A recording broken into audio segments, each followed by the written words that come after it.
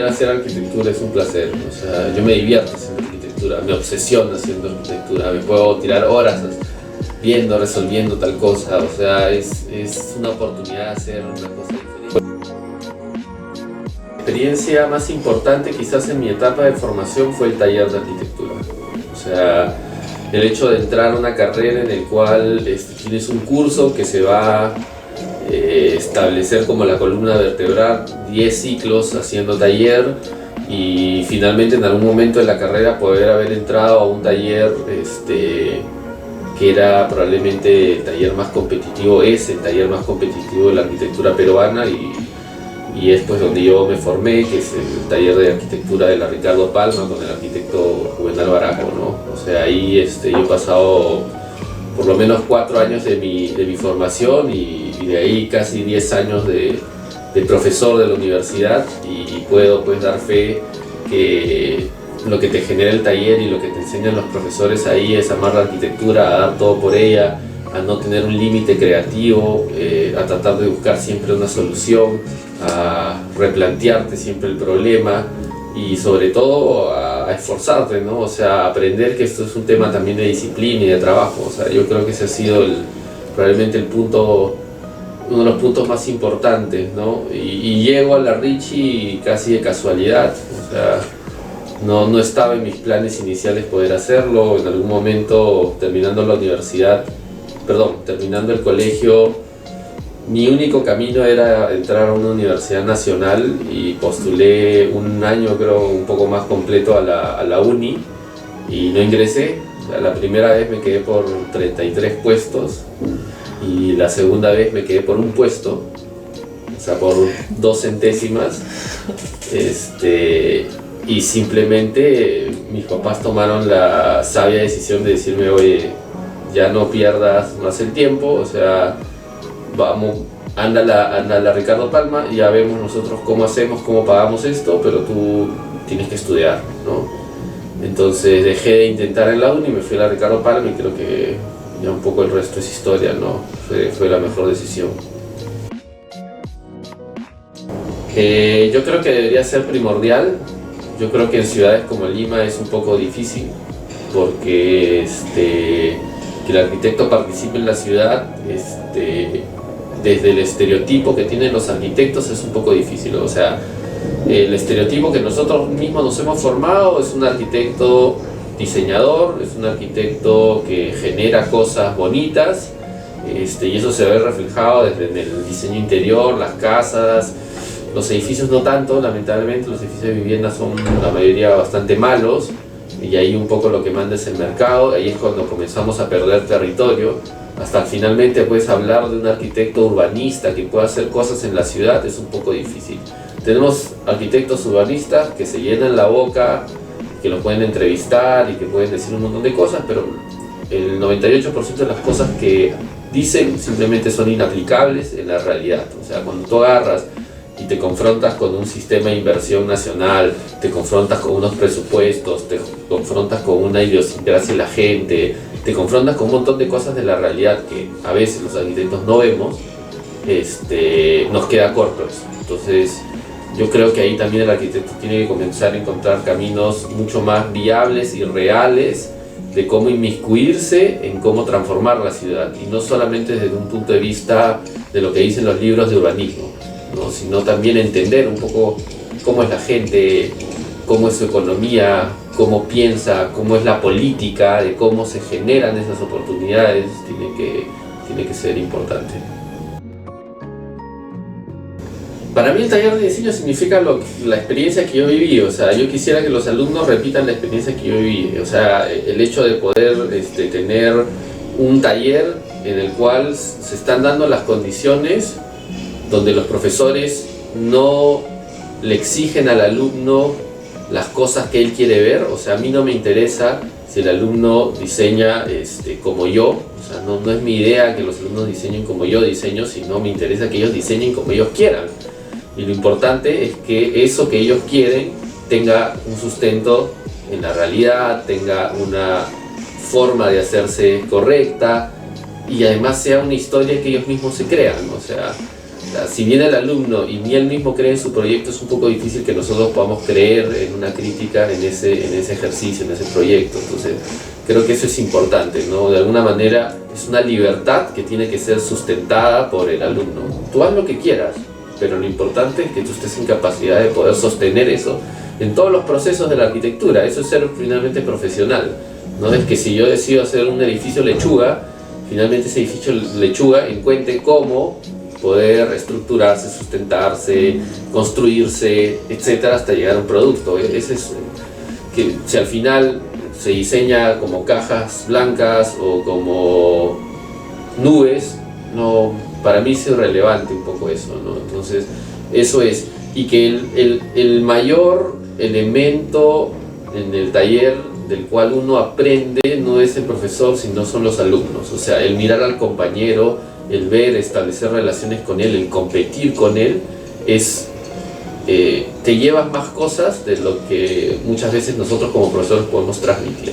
Entonces hay talleres donde se fomenta eso, hay talleres donde la competencia es ardua y es dura y los alumnos están motivados y tienen ganas de hacer, y hay talleres donde no funciona, a veces por los profesores, a veces por el sistema de la universidad, a veces por el modo en que está estructurado el taller, si son talleres verticales, si son talleres horizontales, influye bastante. Y eso básicamente son decisiones que toman pues las directivas de distintas universidades con libertad de poder hacerlo. Pero yo sí creo que de alguna manera la estructura del taller tiene que estar fomentada y armada en función de la competencia, del entusiasmo y sobre todo de ser libre, pero poder sustentar tus ideas de manera correcta. Y en un extremo mucho más general, ¿no? Yo creo que la diferencia, la vez pasada escuchaba un poco una crítica de otro profesor, el cual decía: mis alumnos no piensan, ¿no? Una crítica bastante dura, ¿no? Decir los alumnos no piensan. Y escuché una réplica de otro que estaba ahí en la conversación y dijo: bueno, no, efectivamente no es que no piensen, o sea, el problema cuando el alumno entra a la universidad es que él sí piensa, obviamente que piensan, ¿no? El tema es cómo haces tú para que piensen como arquitectos. Ese es el asunto. Entonces eso quiere decir que tú tienes unas gafas de determinadas características con las que viniste del colegio y ahora vas a agarrar otras gafas que son las del arquitecto, y eso te va a hacer ver el mundo de distinta manera. Eso te va a hacer pensar que cuando tú pases frente a una casa en cualquier distrito de Lima y encuentres algo raro, algo que no funciona o algo que sí funciona y te parece novedoso, tú lo analices. Que cuando pases por cada calle estés pensando: oye, mira cómo puso esa escalera. Cuando entres a un centro comercial y veas cómo pusieron las baldosas en el piso, te va a pensar en arquitectura y te vayas llevando y te vayas cargando tu cerebro de información. O sea, yo creo que ese es el reto, es ahí donde uno aprende. Cuando se cambian las gafas, se ponen las de arquitecto y comienza a absorber todo lo que hay en el exterior, en la ciudad, en el espacio, y si todavía va a edificios hechos por buenos arquitectos y por lo tanto ve buena arquitectura, evidentemente va a recolectar mayores cosas. Pero yo creo que el ejercicio de ver simplemente con otra perspectiva, así sea en el peor sitio de Lima, te va a comenzar a llenar de cosas positivas. Se juntan varias cosas buenas y cosas malas. O sea, a ver, de las cosas buenas, es un taller que ya tiene historia.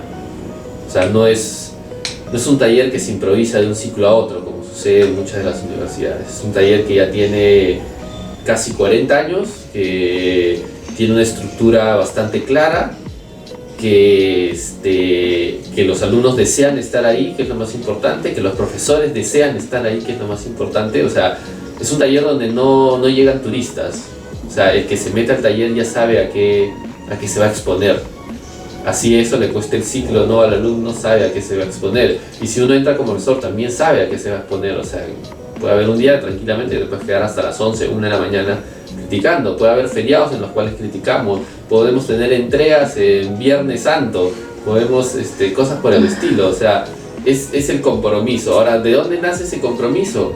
Yo creo que nace de un poco de esa relación que existe entre los profesores, los alumnos, y que además la universidad permite.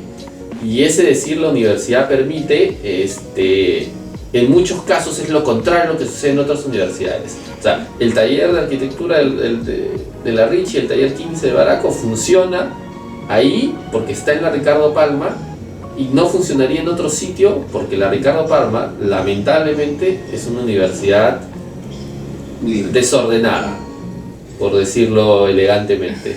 Entonces, en esa anarquía, en ese que nadie sabe lo que hace y todos pueden hacer lo que se le da la gana, es el entorno perfecto en el cual funciona el taller. Si uno aprende del compañero, o sea, aprende de los demás, aprende del mismo taller, aprende de los ejercicios que te dan, ¿no? Muchas veces es, como yo he aprendido arquitectura y en general, como muchas veces tengo que hacer las cosas, es sin saber, o sea, es como tirarte a la piscina y no sabes nadar, ¿no? Entonces tienes dos opciones: o te ahogas o comienzas a patalear y a remar hasta que sales a la superficie y comienzas a aprender a nadar. Es un poco de eso, o sea, es aprender a hacer las cosas por ti mismo, ¿no? Entonces, eso es independiente del lugar de donde tú estés. Entonces, y por el contrario, es como tú te generas un entorno en el cual puedas estar en ese vivir la arquitectura. No tiene nada que ver con la universidad. Puedes estar en la peor universidad y tener los peores profesores. Sin embargo, si es que tú ya tienes el corazón formado, puedes lograr cualquiera de esas cosas. O sea, es un tema de querer hacerlo. Lo que te podría dar la universidad es la experiencia del docente, la experiencia del profesor, el compartir, el interactuar con otras personas. En eso creo que debería reenfocarse probablemente las facultades, ¿no? Porque ya los conocimientos están ahí, han cambiado los tiempos. Entonces a veces nos encontramos con alumnos que son siempre la excusa, ¿no? El profesor no me enseñó esto. Oye, no es que nosotros tengamos que enseñar absolutamente nada, eso está ahí. Oye, entra a internet y bájatelo, mira, anda, prueba. O sea, yo creo que va por ahí el tema, y eso también los alumnos lo tienen que ir haciendo conscientes. No todos son conscientes de eso, creen que todavía están en el colegio y te tienen que dar absolutamente todo, y es al contrario. O sea, tú tienes que llegar a la clase y sacarle la muda al profesor, así le dice: oye, mira, cuñado, yo me leí absolutamente todo, me he visto 80 documentales, tú no tienes absolutamente nada que enseñarte, ándate a tu casa, ponme unas 20 y chao. O sea, esa debería ser un poco la intensidad, ¿no? O sea, todo lo tienen a la mano, toda la información está a la mano ahora, entonces no hay excusas. Creo que el diferencial en esa situación es ver quién va a ser el mejor, el más creativo para generar un buen proyecto. Y creo que ahí ha comenzado a radicar las diferencias. Si lo ves desde el punto de vista funcional, la vivienda no ha evolucionado. O sea, nosotros seguimos comiendo en mesas, seguimos yendo al baño y nos sentamos, seguimos durmiendo en camas, y eso ha sido por los últimos 2000 años, ¿no? O más. Entonces esas necesidades no han variado mucho. Por lo tanto, funcionalmente la arquitectura no tendría por qué haber evolucionado, ¿no? El mercado te plantea, pues, baños más chiquitos, comedores, salas más grandes, todo más chiquito. Esos son simplemente dimensiones. En eso no va a radicar la diferencia conceptual o creativa de la vivienda. O sea, yo creo que la evolución no va a ir por el lado funcional.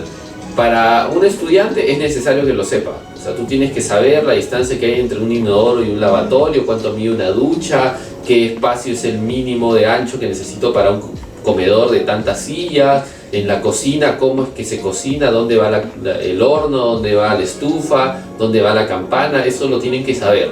O sea, probablemente en cualquier universidad y en cualquier etapa van a pasar por una parte sumamente funcional donde van a ver eso, y está bien. El problema es que no se puede centrar solamente en eso, porque si tú solamente te centras en eso, vas a comenzar a diseñar una vivienda que probablemente solamente pueda ser expresada de manera correcta en plantas. Entonces vas a diseñar en planta. Entonces, uno de los principales errores que creo que uno a veces como docente puede cometer es fomentar el diseño en planta. Al menos lo que yo trato de hacer es evitar en lo posible tratar de diseñar, salvo la funcionalidad de diseñar en planta. Lo ideal sería comenzar a diseñar en cortes, comenzar a diseñar a partir de la espacialidad, de las relaciones espaciales, de cómo, no sé, un dormitorio se puede relacionar con una sala o un comedor en corte, que el dormitorio haga un balcón hacia un espacio social, etc. O sea, eso solamente se ven en corte o volumétricamente en una maqueta. Entonces ahí es donde uno puede comenzar a hacer cosas más interesantes, establecer ciertas relaciones. Y de ahí cómo es que la vivienda se arma como conjunto, ¿no? Finalmente tú puedes juntar varias viviendas, varias unidades, módulos y generar un conjunto multifamiliar, ¿no? Donde se comiencen a dar esas mismas relaciones espaciales, donde también esté pensado nuevamente en corte, en función del espacio público, de los accesos. Entonces ahí es donde va a haber variaciones, ¿no?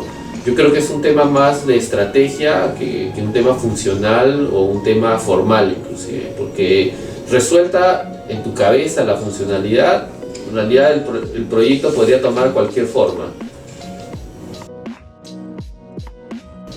Yo creo que los problemas no son muy excusas, o sea, los problemas son parte del partido, digamos, o sea, van a estar siempre y lo van a estar cuando uno es estudiante, cuando recién sale, cuando tiene más tiempo, cuando quizás sea millonario y famoso, si es que algún día lo logra, los problemas van a estar ahí de distintos tipos, o sea, no solamente los problemas de la arquitectura, sino los problemas con una persona van a estar ahí en las distintas etapas de tu vida.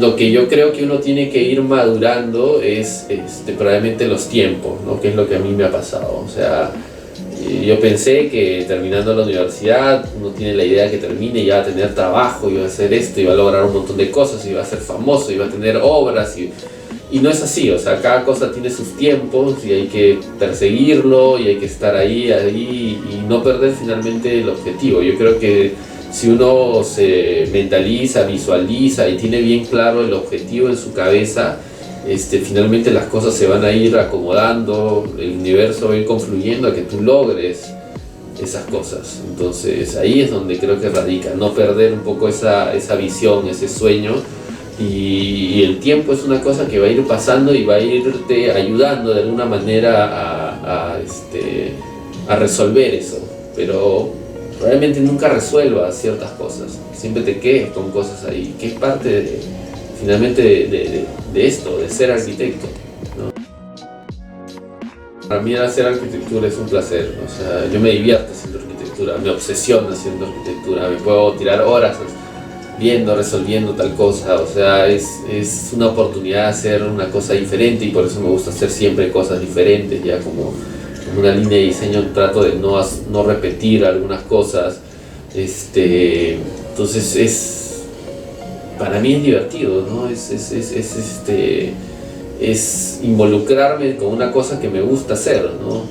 Es horrible tener que ir al banco, firmar cheques, no sé, transportarte de un sitio a otro, eso son las cosas que joden, pero sentarte a diseñar, a hacer arquitectura, a dibujar, no sé, a armar una maqueta, eso es lo que van a extrañar cuando ya estén fuera.